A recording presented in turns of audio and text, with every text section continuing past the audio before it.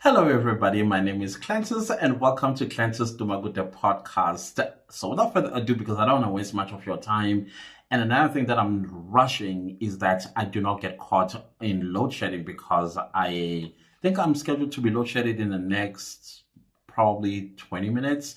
So, I'm going to try my best to be as quick as I can with what I'm trying to say. Hopefully, they will delay maybe another 10 minutes so I'm able to complete my thoughts about this. As you guys know, that we are being blessed in South Africa by having our brothers and sisters from the US. I'm talking about African Americans that are coming from the US, also some African diasporans that live in the UK, live in Canada, and anywhere else where there are Black people, even island people from the Caribbean.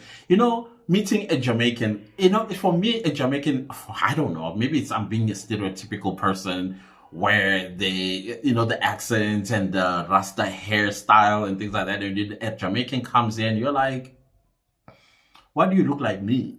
Why do you speak like me? Or worse, why do you speak like an American?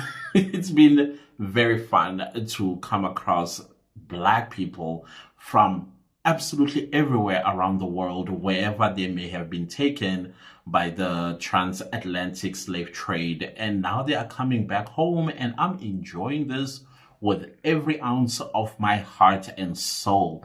Thank you guys so much for choosing us. Thank you so much for finding a soft spot to land when you get here, because I hear all sorts of stories when you guys are here, when we're sitting down and you are talking, because you'll be watching YouTube videos of other African Americans or Jamaicans or British or Canadians, I'm talking about, that come to South Africa. And the most common thing that I always hear is that you guys like the fact that you are home away from home. Everything looks familiar.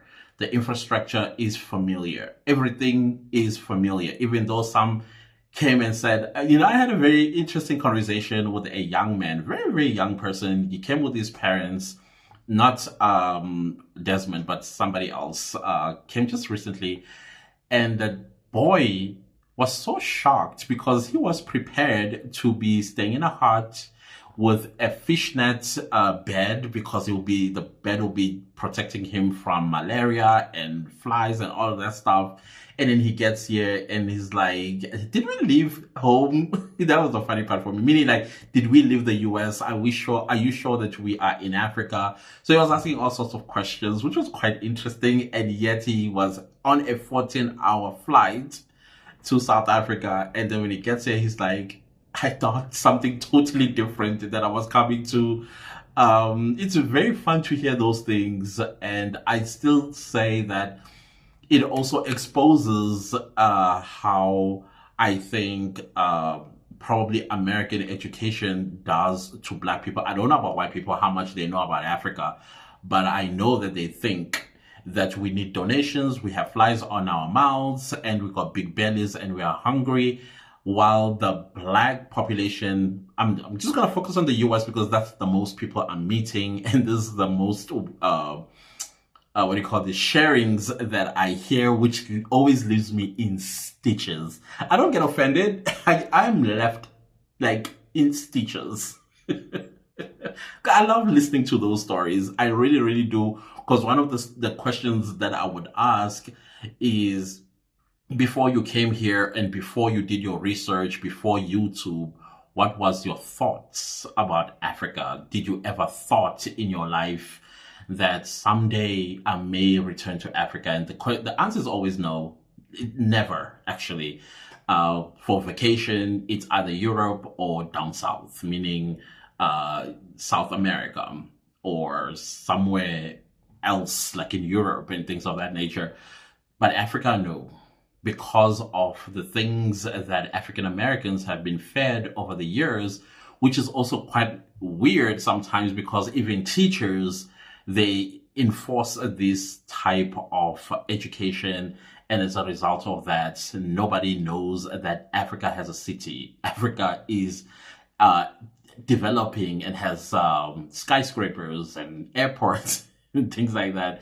So it's always fun to listen to that. But another part that I keep hearing South Africans, come closer, because this one is going to upset you, but at the same time, we are here to empower each other. It's important that we do what we are trained at home. Home training, this is what I'm going to be talking about here. It is all about home training, because it looks like some of my people, South Africans, they come across African Americans, and of course, because television. Also, like I always say this, do not also blame us how we view y'all, because how we view y'all, it is what the media has also fed us. Like you guys, some of you thought we lived in huts and jungles and we had animals running in the backyard. I know not all of you, but there are a lot that thought like that. And then I've had conversations with those that thought like that and are shocked when they get here that, oh my goodness, there's a skyscraper. It looks like New York. It looks like LA and things of that nature.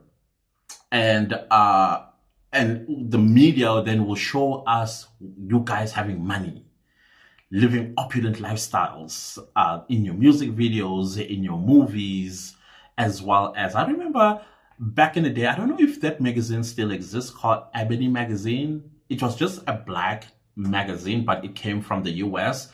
I also remember Essence Magazine. We used to have Essence Magazine. We also used to have Ebony Magazine. And I remember with the Ebony Magazine, if you are a South African, man or woman who is in his mid or her mid 40s upwards, meaning 50s, 60s, tell me if you used to do this with Ebony Magazine, because I remember I used to be an avid reader of Ebony Magazine, but the most thing that I used to look at in Ebony Magazine was the fashion, the hairstyle. I used to have what we call Chico hairstyle. I'm trying to think. Remember Hakeem's hairstyle on Coming to America? I saw that on Ebony Magazine, and then I would emulate that and get my hair cut that way. I used to be a huge basketball fan, and you can imagine what was my favorite NBA team. Yep, you guessed it right, Chicago Bulls. I used to wear jersey number 23 because obviously, why would you not wear jersey number 23? And I was obsessed with basketball. Even I influenced my high school to build us a basketball court. The point that I'm trying to make is Ebony Magazine used to show us the perfect standards of beauty of Black people. And some of us wanted to attribute or emulate those standards of beauty. And then now that you guys are coming through here and you guys don't look nothing like the pictures we see in Essence Magazine or Ebony Magazine. All we see is like ordinary people like you and me, which is great. It makes one feel like, whew, at least, even though you are in the US and I am here, our standard of living is pretty much the same. Here in South Africa, in order for me to go on a trip, I first have to sit down, look at my bank account, and then start saving for the trip. And then when I'm sitting down with y'all and you are telling me I have been saving for this trip since 2 years ago. And now that I've accumulated enough money from my savings, that's why I booked and I came. Now, that is a little bit surprising. For me, I'm no longer surprised. As a matter of fact, I've always known that not all African Americans live opulent lifestyles, or they were rich, or they had money, or they lived a middle class lifestyle. I knew that most African Americans back home, they were literally, or they are literally living hand to mouth. They have 2 jobs, 3 jobs in order to support themselves, their families, and also be able to pay rent and buy food. Today, the standard of living is way too high all over the world, but in the US and other parts of the Northern Hemisphere, it is almost unbearable. And now when you come here and there's some sort of relief in terms of pricing of food, pricing of accommodation, and things like that, and you all feel so hyped up and so relieved that you can actually spoil yourself. And then you come across, of course, South Africans. Like I said, Ebony Magazine, Essence Magazine, hip hop, R&B, movies, you name them, they also kind of like made us believe that you guys lived a very well life because you come from the United States of America, the wealthiest nation on the planet. So how come you come from a wealthy country on the planet and you are saying you don't have money? So I want to talk to my fellow brothers and sisters here in South Africa. Just because somebody comes from the United States of America, it does not mean they have money at all. At all. So don't look at an African American and like, he got money. Because some South Africans have gone so brave. I mean brave to go outside of our home training and start asking money of our visitors.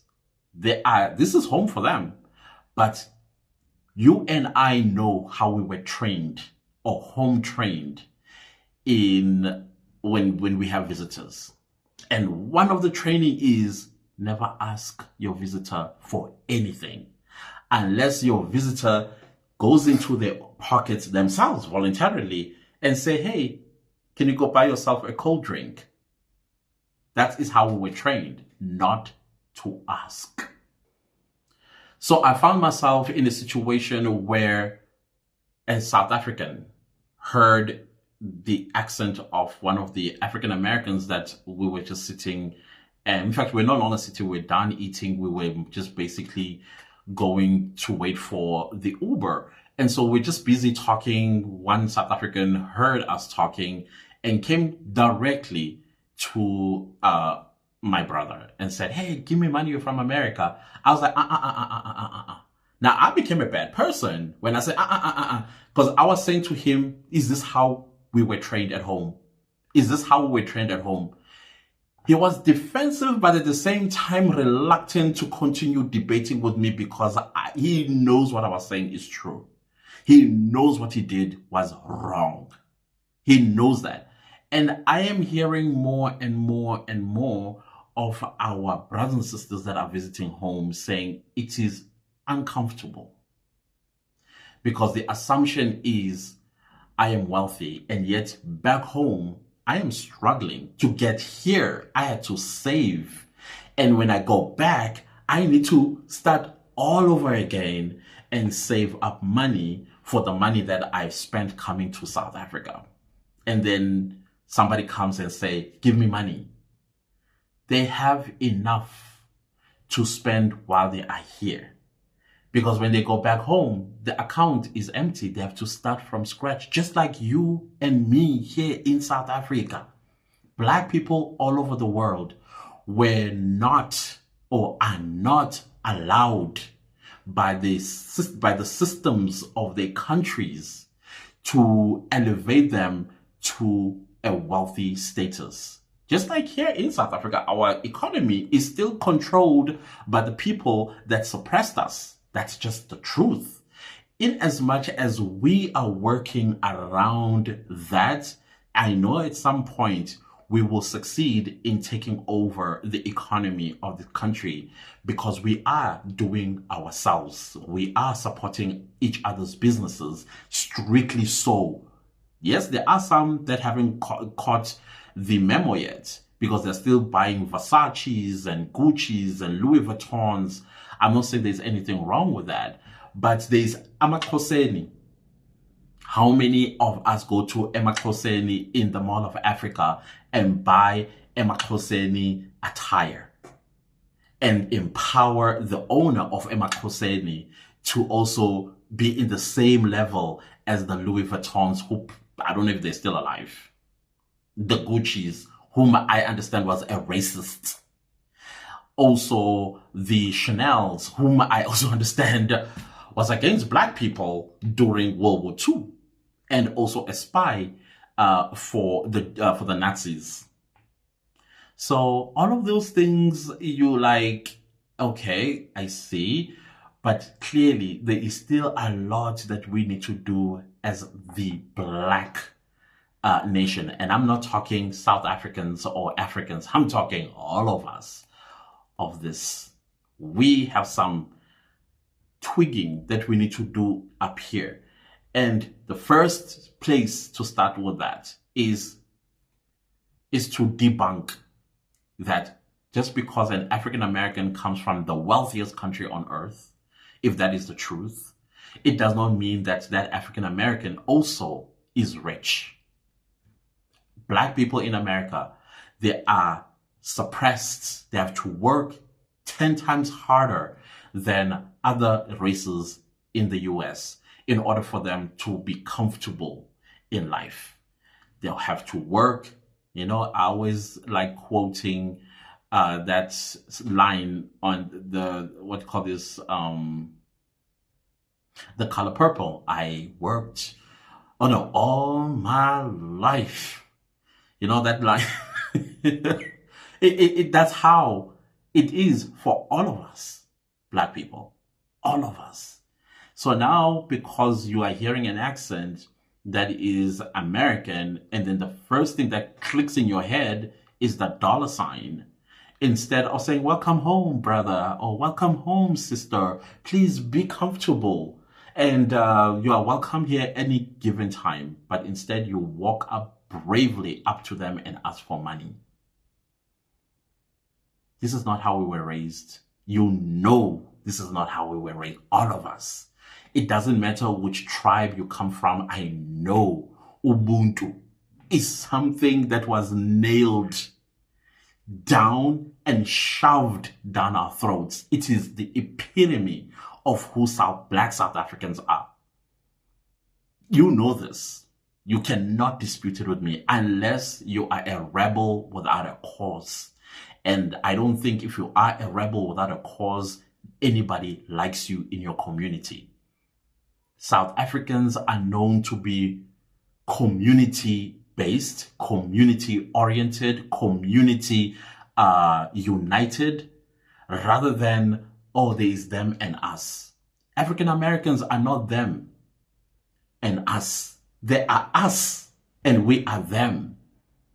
You need to understand that. That's the first thing that you need to understand. The second thing that I've been hearing from African Americans that were here and no longer, they went back home, they met South Africans, and I think this is also another pain under the foot about South Africans.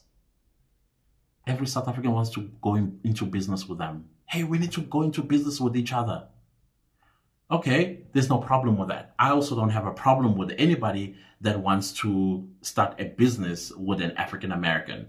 As a matter of fact, I would love to see such collaborations. African American coming with whatever skill that they may have in business. A South African citizen comes with a business idea that he or she believes that he and the African American, or she and an African American, can thrive in, and together they empower themselves, empower their families, and contribute positively into the economy of whether they're operating in South Africa or they're operating in the US, whatever the case might be.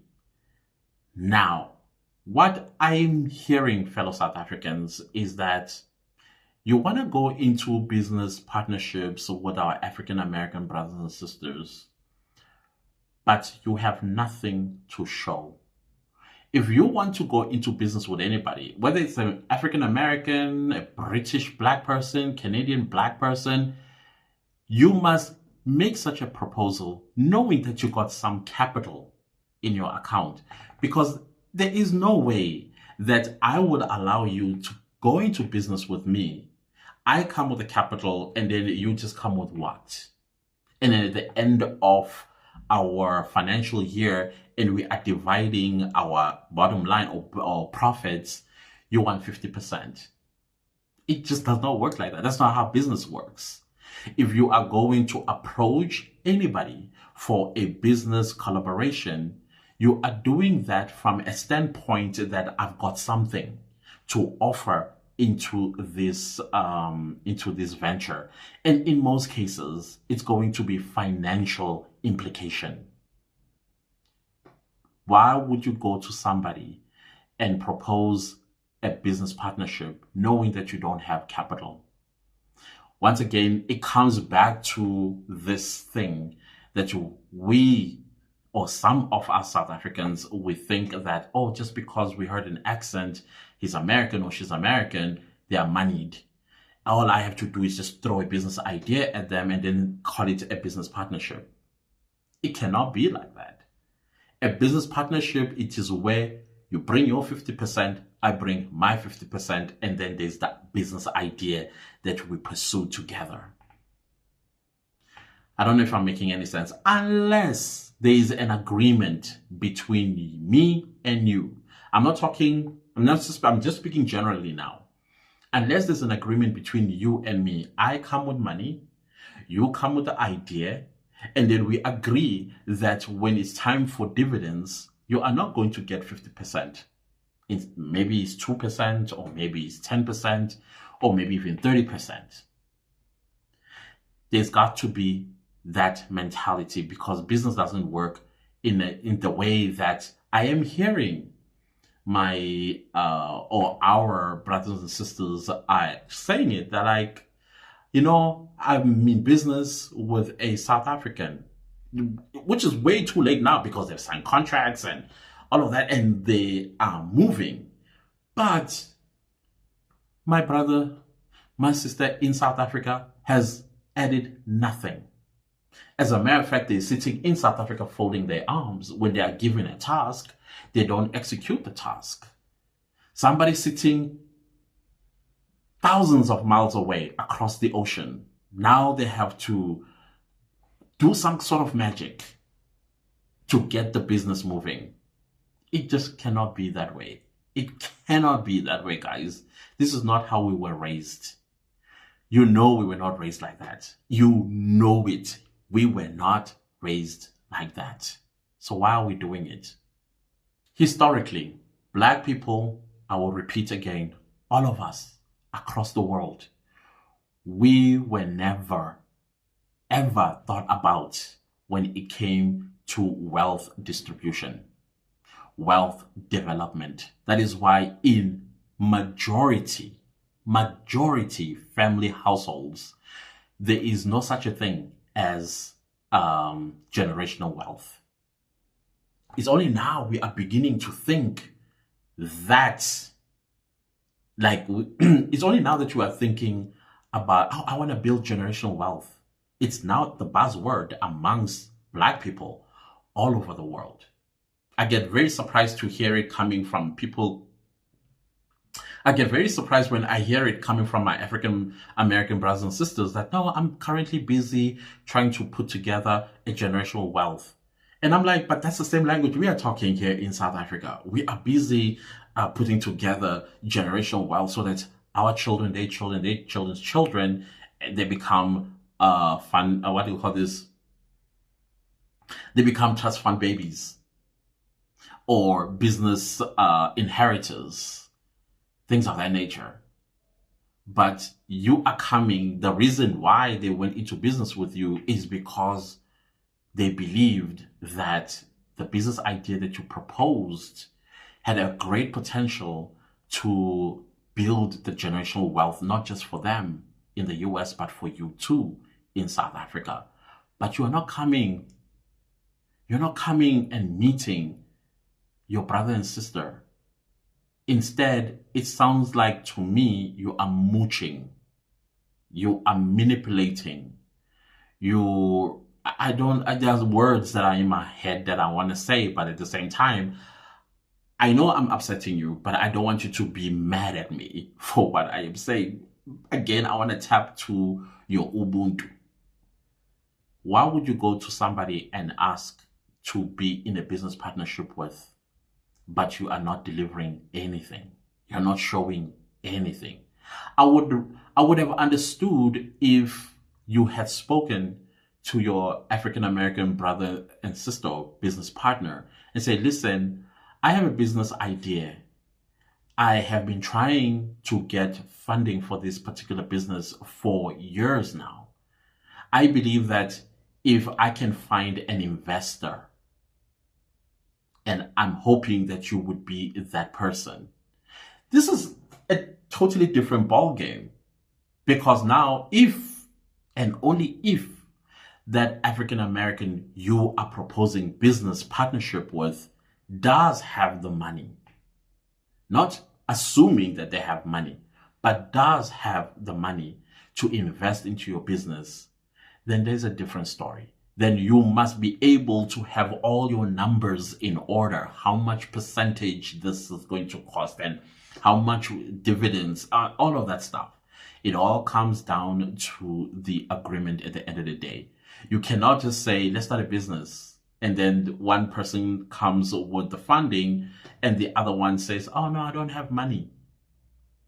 How? Where did you even get that bravado to approach for a business proposal when you don't have the capital? At least, if you don't have 50%, 30%, 20%, something, so that you get something as well at the end of the day. And now, because of this, it's causing something that really broke my heart, a rift. African Americans are a little bit irritated with some South Africans that now, because I come from America, you are seeing a business idea. But before you see a business idea, others were seeing the dollar sign. What's happening, guys? Why are we chasing away our visitors like this? Because the word will spread. If you go to South Africa, South Africans are going to come up to you and ask for money.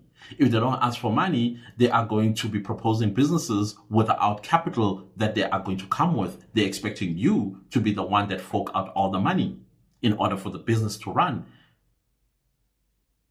Is that the reputation we want to build for ourselves? What happened to Ubuntu? What happened to Ubuntu? I would have understood if it's an African American who says, listen, I'm also here for business opportunities and I would like to be in business with you. Okay, I understand you may not have capital. I do have.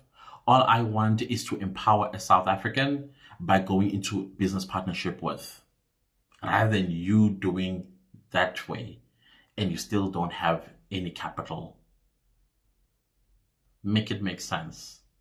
Because if it was you, let's say the roles were reversed, will you not be irritated?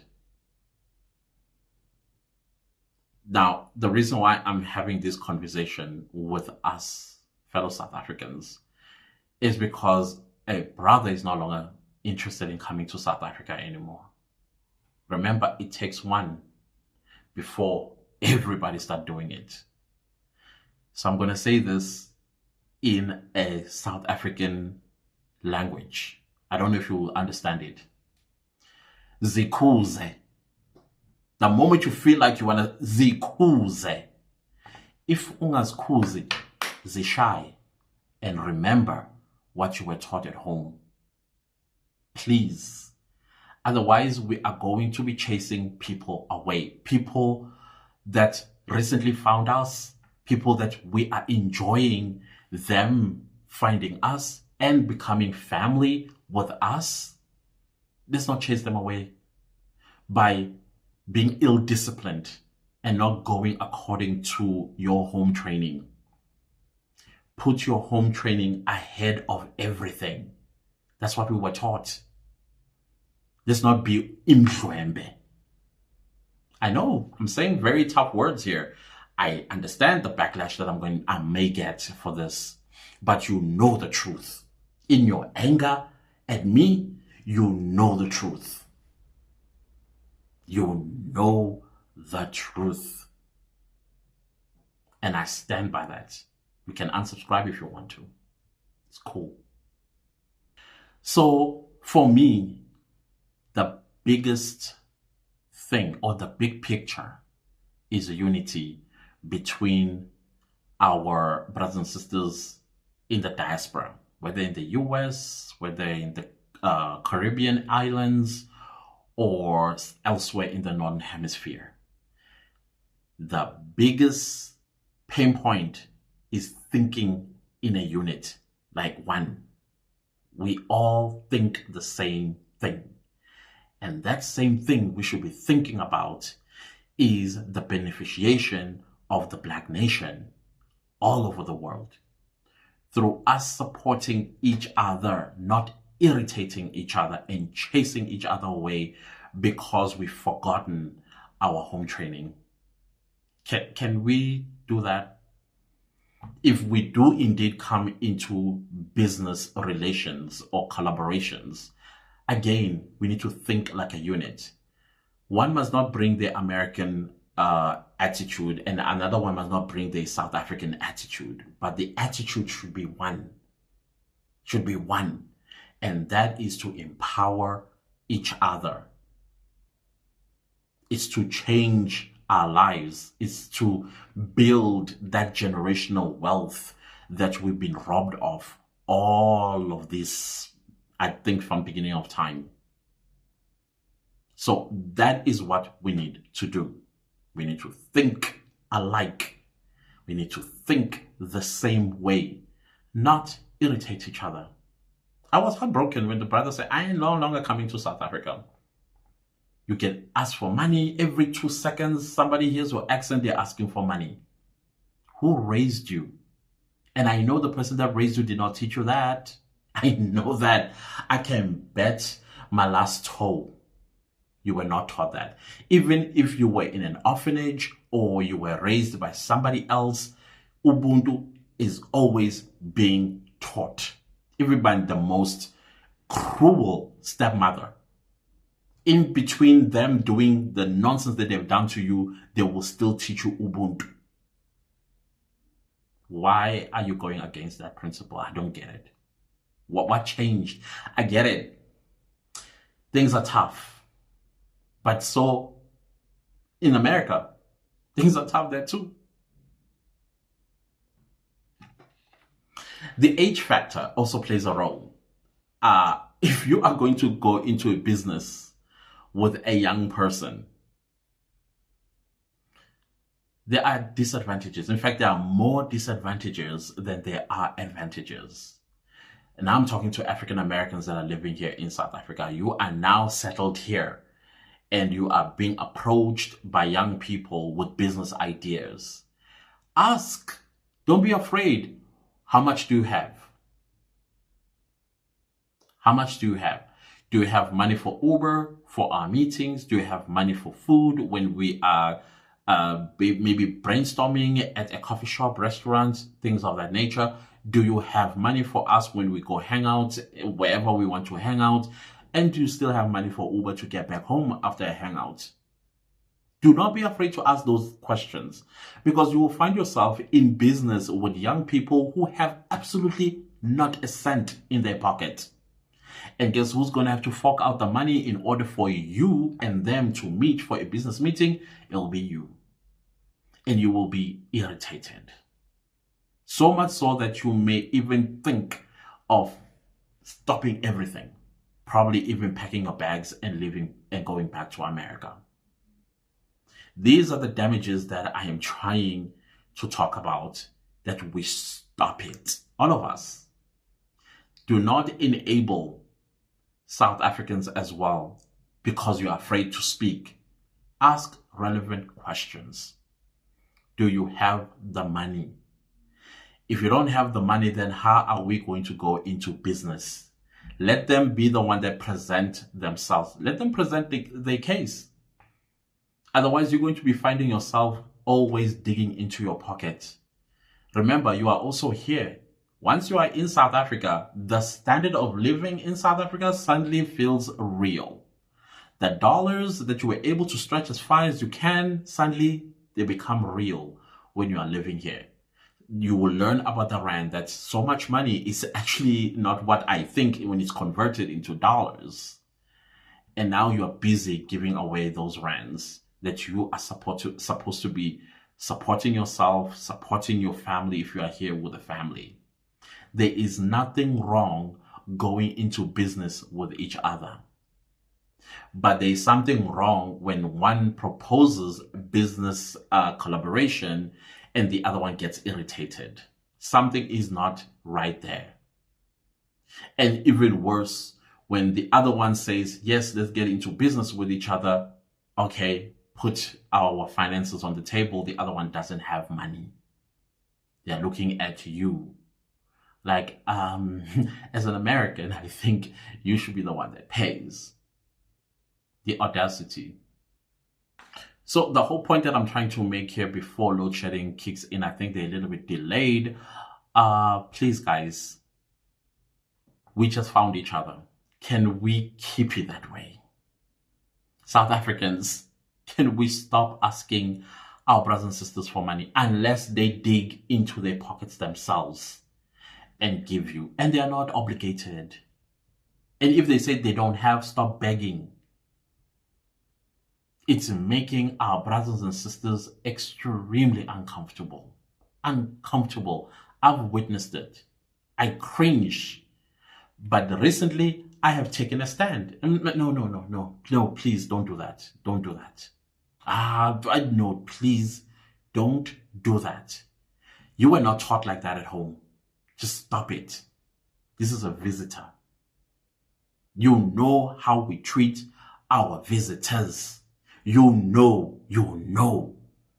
You cannot tell me you don't know how to treat your visitors at home. You cannot tell me that. There's no difference with them. Absolutely no difference. Can we please stop?